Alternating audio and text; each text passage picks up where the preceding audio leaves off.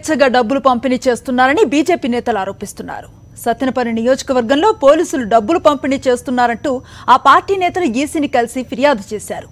ఓటమి భయంతో తెలుగుదేశం పార్టీ వేల కోట్లను వెదజల్లుతోందని బీజేపీ రాష్ట్ర అధ్యక్షుడు కన్నా లక్ష్మీనారాయణ ఆరోపించారు. కొద్దిమంది అధికారులను బదిలీ చేస్తే చంద్రబాబు రాజకీయం చేస్తున్నారని విమర్శించారు. ఏపీలో జరుగుతున్నవి ఐటీ దాడులు కాదని కేవలం పోలీసుల సోదాలేనని చెప్పారు. టీడీపీ నేతలు కావాలనే సోదాలు చేయించుకొని డ్రామాలాడుతున్నారని బీజేపీ ఎంపీ జీవీఎల్ ఆరోపించారు.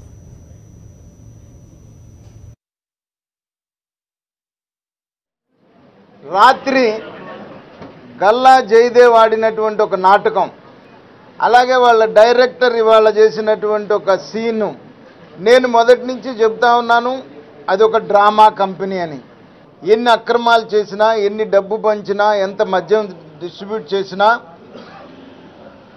ఎన్ని అక్రమాలు చేసినా ఓడిపోతామేమో అనేటువంటి ఒక భయంతో వీళ్ళ డ్రామాల్లో కాన్స్టిట్యూషనల్ బాడీస్ని కూడా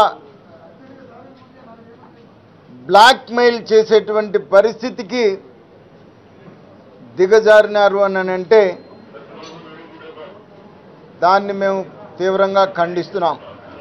మేము అనేక మార్లు ఎలక్షన్ కమిషన్కి ఫోన్ ద్వారా రిటర్న్గా కంప్లైంట్ ఇచ్చాం. ఇప్పుడు కూడా అదే చెప్తా ఉన్నాం, మేము అనేక కంప్లైంట్స్ ఇచ్చాం సార్, ఈ అక్రమాల యథేచ్ఛగా డబ్బు పంపిణీ జరుగుతూ ఉంది రాష్ట్రంలో.